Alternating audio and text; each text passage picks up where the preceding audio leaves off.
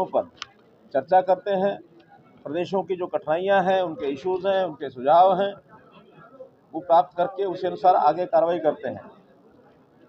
पहला विषय resource education plan, जिसके अंदर पावर कितनी कहाँ आवश्यकता है, रिसोर्सेज कितने हैं, कैपेसिटी कितनी है, कितनी टाइप हो गई है, कितनी शेष है, इसकी प्लानिंग एक एक प्रदेश की बनती है। उसमें थर्मल पावर है, फिर आरई में सोलर है, विंड पावर है। इसी प्रकार स्टोरेज के जो प्रोजेक्ट्स हमारे पीएसपी के, बेस्ट के, वो चल रहे हैं। और इसी में एक निवेदन सभी प्रदेशों से किया गया है कि कम से कम 1 यूनिट न्यूक्लियर पावर का भी सब लोग अपने यहाँ प्लानिंग बनाएं। तो उस सारे की योजना बनी है और प्रदेश अनुसार 2035 तक आने वाले 10 वर्षों में पावर की आवश्यकता के हिसाब से सारी योजना, सारी प्लानिंग बनी है। जहाँ तक आज की स्थिति है, देश भर में जितनी आवश्यकता हमारी पावर की है वो सब हम पूरी कर रहे हैं।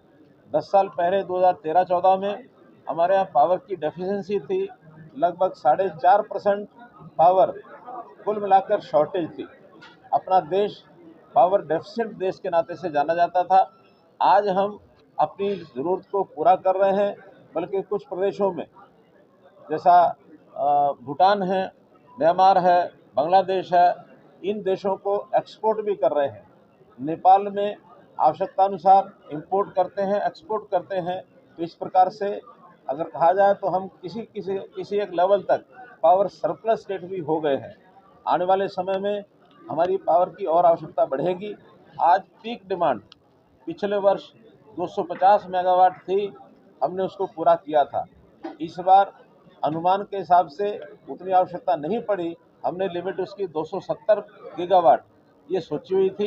तो 270 की बजाय अभी तक 242 गीगावाट तक की हमारी आवश्यकता पहुंची है, जिसको हमने पूरा किया है। तो ये पावर सितंबर के महीने में इससे बढ़ने की स्कोप हो सकता है, अन्यथा यही पीक जो पावर है मानी जाएगी।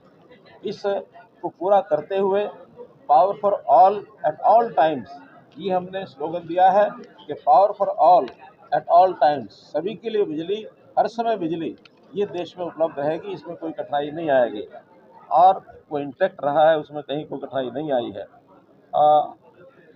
आइलैंडिंग स्कीम नई स्कीम है।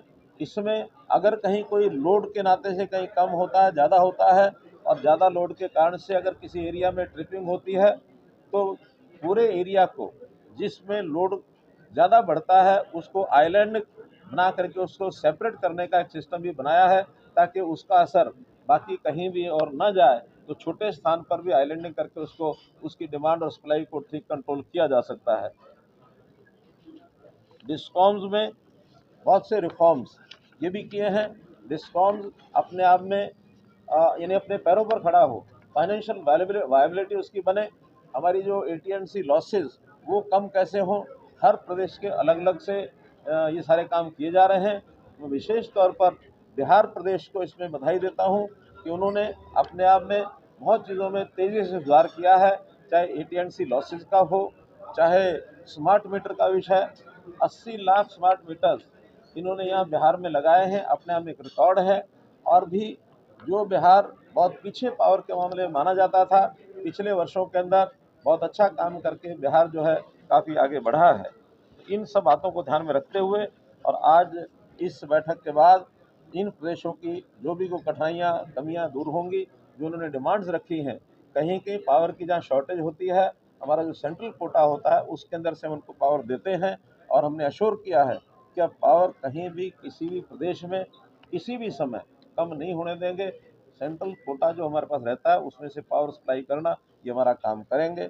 नई जनरेशन हो, खास करके रिन्यूएबल एनर्जी के माध्यम से हम आगे बढ़ें और उसमें स्टोरेज का विषय भी आगे बढ़े, उसमें भी हम सहायता दे रहे हैं, VGF दे रहे हैं। और इस प्रकार से एक अच्छी प्रकार से मीटिंग समाप्त हुई।